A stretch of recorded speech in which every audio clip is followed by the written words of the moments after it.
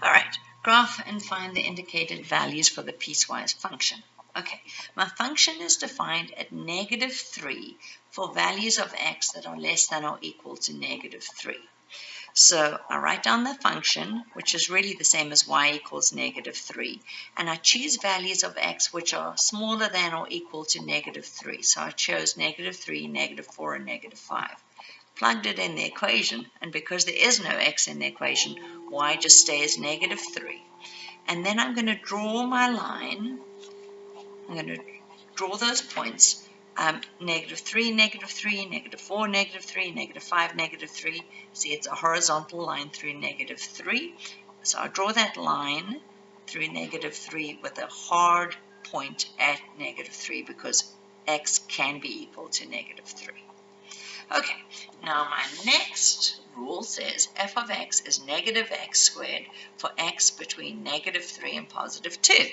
So I write down f of x is -x squared, which is the same as y equals -x squared, and I make my table and I choose values of x between -3 and +2.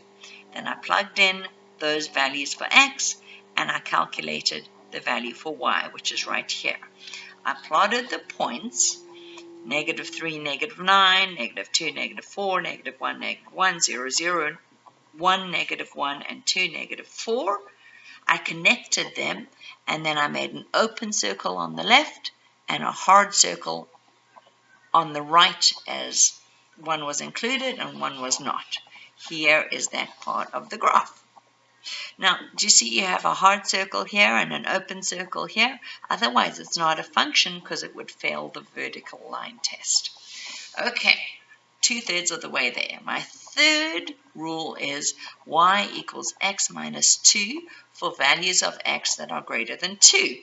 So I choose values of x that are greater than 2, and I make a table, 2, 3, and 4.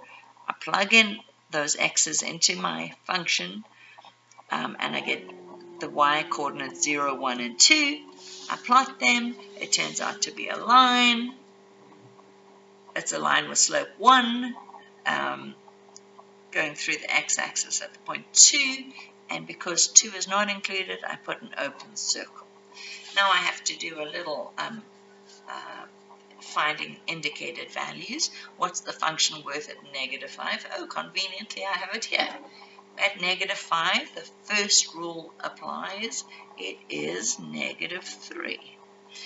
At 0, the second rule applies. It is 0. And at 2, oh dear, which rule applies? Well, is it the second rule or the third rule? It's the second rule because of the equal sign. So here we go, it's -4. All right. All right. The next one is a transformation problem.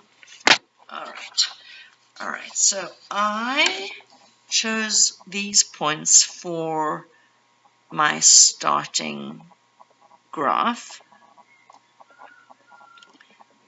Here we go. And I think the easiest way to do this is to write the actual points down, the important points. So -4, -3 is a point. Then it goes up to -3, +1. It stays constant between -3 and 0. So 0, 1 is the next point. Then it has a short up at 1, 2, and one more point, 3. It goes back to the x-axis. Now, what are my transformations? A is -2. That's the amount I multiply the function by. Because it's negative, it's going to reflect the graph in the x-axis. And because it's 2, it will pull the graph, make it twice as high. B is whatever I'm adding or subtracting from the x before I apply the function. So B is +1. And that has the effect of moving the graph left 1 unit. C is -1. That's whatever I add or subtract to the function after I've multiplied it, and that has the effect of moving the graph up or down. All right, so my x coordinates are changed by b, and I have to always subtract b from the x coordinates, so I'm going to subtract 1. So -4 minus 1 is -5, -3 minus 1 is -4, 0 minus 1 is -1, 1 minus 1 is 0, 3 minus 1 is 2. All right, my y coordinates are affected by a and c. What I'm going to do is multiply by a and add c. So in this case, I'm going to multiply by -2, and then I'm going to add -1. So -3 times -2 is +6, minus 1 is 5. 1 times -2 is -2, minus 1 is -3. Stays at -3. 2 times -2 is -4, minus 1 is -5.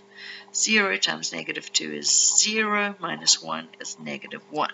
Now I'm going to plot these points. -5, +5. -4, -3. -1, -3. 0, -5. And 2, -1. Okay, so here it is. Let's see if this all makes sense. I used to have a long up piece. Now I have a long down piece. That's because of the reflection in the y-axis. I used to go up from -3 to 1, so 4 units, and now I go down from 5 to -3, 8 units. That's because it's stretched by a factor of 2. Then I have a flat piece. My flat piece used to be from -3 to 0. It's now from -4 to -1. That's because of the +1 here. It moves the whole graph left 1. Then I used to go up 1. Now I go down 2. The up changes to down because of the reflection, and the 1 changes to 2 because of the stretch. And then I go up from -5, or here I used to go down from 2 to 0. Now I go up from -5 to -1. I go up 4 instead of down 2, again because of the -2. And I end at -1 instead of at 0 because of the moving 1 down. And that's my transformation.